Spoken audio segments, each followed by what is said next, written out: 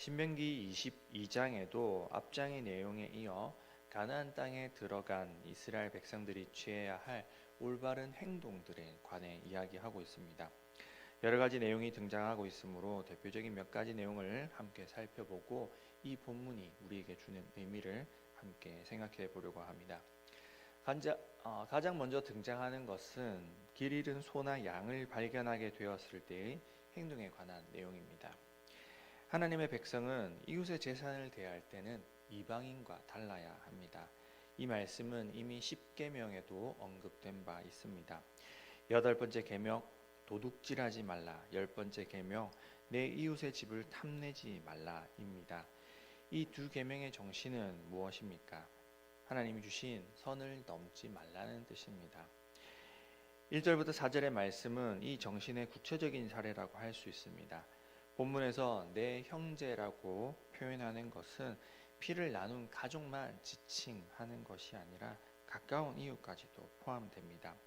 그러므로 이 말씀은 이웃의 것을 범하는 것을 넘어 그들의 것을 적극적으로 지키고 보호하라는 그런 뜻을 갖고 있습니다.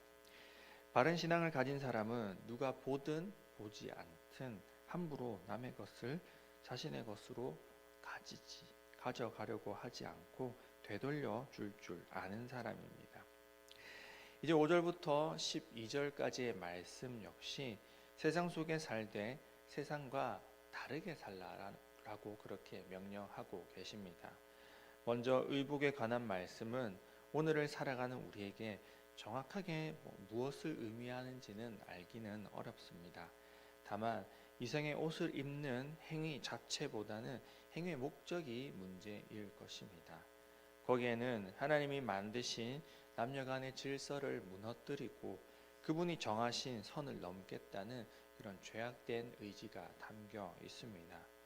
하나님이 정하신 남녀간의 구분과 성 역할을 인간의 마음대로 정하는 것은 오늘날에 있어서도 여전히 우리의 삶에 여러 고민을 하게 만듭니다.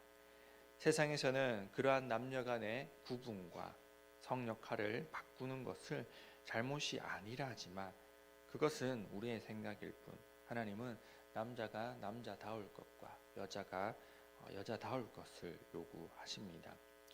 또한 6절에서 7절에는 하나님이 어미와 알을 동시에 잡지 말라고 명령하십니다.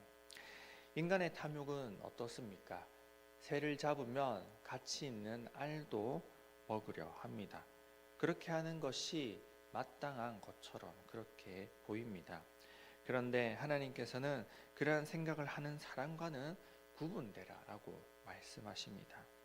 하나님의 성품을 닮은 하나님의 백성은 세상 사람들과는 달라야 하고 또한 일용할 양식을 주시는 하나님께 충분히 먹을 것을 받을 수 있기 때문에 그 믿음 가지고 욕심 부리지 말고 살라 하십니다. 8절에는 지붕에 난간을 만드는 것까지 법으로 규정하고 있습니다. 이스라엘 민족의 가옥은 옥상에서 떨어질 위험이 있었기에 난간을 꼭 설치를 해야 했습니다. 이것은 법규로 정하기 전에 안전상 당연하게 해야 하는 일입니다. 그럼에도 불구하고 하나님께서 굳이 이 말씀을 하는 이유는 무엇이겠습니까? 그것은 안 하려는 사람들이 있기 때문입니다. 돈이 들기 때문에 안 하려고 하기 때문입니다. 아주 오래전 한국 사회에서 일어났던 대형 사고들을 우리는 기억하고 있습니다. 상풍백화점 그리고 성수대교가 무너진 사건 등은 전부 돈을 아끼기 위해 안전을 등한시했기 때문입니다. 코로나 기간에는 급등한 건축비와 인건비 상승으로 인하여서 순살 아파트라는 별명처럼 뼈대를 제대로 세우지 않고 안전 기준을 몰래 어긴 그런 건축물들이 늘어났다라고 합니다. 그러나 하나님께 속한 우리 그리스도인들은 달라야 합니다. 돈 몇 푼 아끼고자 이웃의 생명과 안전을 돈과 맞바꾸려는 그런 어리석음을 즉각 멈추어야 합니다. 이웃을 내 몸같이 사랑하라는 주님의 말씀을 추상적이고 사변적으로 받아들이지 말고 내 삶 속에서 지붕의 난간을 만드는 일은 무엇인지 고민하며 이웃 사랑을 꼭 실천하는 그런 우리 모두가 되어야 할 것입니다.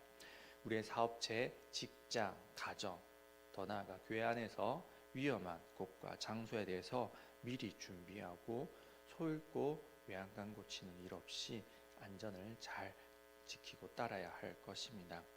9절부터 12절까지는 섞어서 종자를 뿌리는 것과 소와 나귀를 같이 멍에를 메우는 일, 그리고 양털과 배실로 섞어 짠 옷을 입지 말라라고 그렇게 명령하고 있습니다. 이 모든 것은 가나안 땅에서 행하여지던 풍습으로 하나님은 그런 가나안 족속의 모습에서부터 멀어질 것을 명령하십니다. 거기에 더해서 옷의 네 모퉁이 그곳에 기다란 실들을 꼬아서 만든 술을 달라라고 명령하십니다. 실용성이 없는 불편한 디자인입니다. 왜 이렇게 하라고 하셨을까요? 사실 이 술은 정체성입니다. 겉옷에 달린 이 술을 볼 때마다, 그리고 그 술을 다른 사람에게 보일 때마다 무엇을 선포하는 것입니까?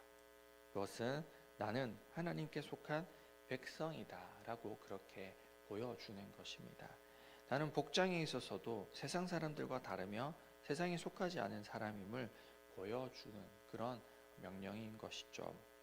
직장이나 가정에서 자신의 정체성을 숨긴 채, 그리스도인임을 숨긴 채 살아가지 말고 하나님의 자녀로 정직을 행하며 그리스도인답게 행동할 것을 요구하십니다.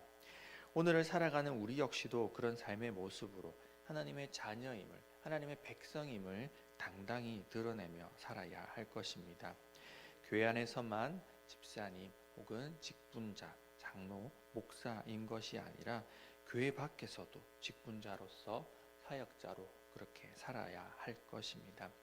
오늘날 우리 집 문 앞에다가 교패를 붙이는 이유 또한 마찬가지입니다. 교패를 붙임으로써 조금 더 이웃에게 행동 거지를 조심히 하고 또한 더 교회를 대표해서 살아가야 한다라는 것입니다. 나는 믿는 사람임을 드러내고 구별된 사람임을 말하며 삶과 행동이 믿지 않는 사람들과 달라야 합니다. 이제 13절부터는 각종 성적인 죄와 순결에 관한 법을 가르치십니다. 여자가 그 순결을 지키지 아니하고 남편과 결혼하지 않도록 하는 이러한 법은 이 당시 가나안에서는 이루어지지 않는, 지켜지지 않는 일이었습니다. 22절에는 어떤 남자가 유부녀와 동침한 것이 드러났을 경우에 둘 다 죽이라 라고까지 그렇게 명령하십니다. 우리가 잘 아는 하나님의 아들이신 예수님은 같은 경우에 가늠하다 현장에서 잡혀온 여인을 정죄하지 않으시고 용서하셨는데 왜 오늘의 본문 신명기에서는 이러한 일에 엄벌로 행하라 하실까요? 그것은 은혜와 사랑, 용서도 중요하지만 이렇게 엄벌해야만 이러한 일들이 다시는 생기지 않기 때문입니다. 제가 사역했던 교회 중에 그런 경험을 한 적이 있었는데요. 한 성도님이 다른 성도님과 각자의 가정이 있음에도 불구하고 불륜을 저지른 적이 있었습니다. 그 일이 생기고 나서 다들 쉬쉬하다가 결국은 서로 용서하고 덮고 넘어가는 식으로 유야무야 해결이 된 것을 보았습니다. 좋은 게 좋은 거다라고 그렇게 넘어갔던 것이죠. 그런데 문제는 이 일이 생기고 나서 그분들과 친했던 분들 중에 그러한 일들이 하나둘 계속 연달아 생겨났던 것입니다. 좋게 좋게 넘어가고 은혜로 넘어가니 이게 들불처럼 번져나갔고 결국 그 일로 말미암아 또 다른 가정들이 깨어지고 교회를 떠나가게 되고 더 큰 문제는 그 자녀들이 신앙이 완전히 무너지는 것을 본 후로 제가 들었던 생각은 은혜도 중요하지만 용서도 중요하지만 죄에 대한 확실한 엄벌이 있어야 된다라는 것이었습니다. 비단 이것은 성도들뿐만 아니라 직분자 그리고 모든 교육자들 역시 마찬가지입니다. 그동안 사랑과 용서로 무유야무야 넘어간 일로 인하여서 교회는 거룩을 잃어버리게 되었고 세상을 판단하고 정의를 부르짖어야 할 교회가 도리어 세상의 지탄을 받으며 세상의 손가락질 받는 그런 오늘날의 시대를 우리는 살아가게 되었습니다. 그러므로 이러한 성적인 죄들에 대하여 경각심을 가지고 세상 사람들과는 다른 삶을 우리는 살아야만 할 것입니다. 오늘 우리들에게 주시는 말씀 무엇이겠습니까? 오늘 우리에게 하나님은 구별에 관한 법, 세상 사람들과는 다른 삶을 살아가야 하는 것을 가르쳐 주십니다.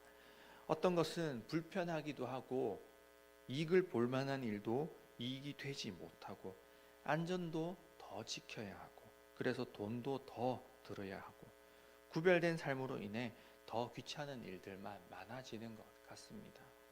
게다가 요즘 사람들은 죄라고 생각하지도 않는 그런 성적인 문제들 역시 법으로는 죄도 아닌 일임에도 조심해서 경각심을 가지며 살아야 하는 것은 무엇인가 억울할 수도 있습니다.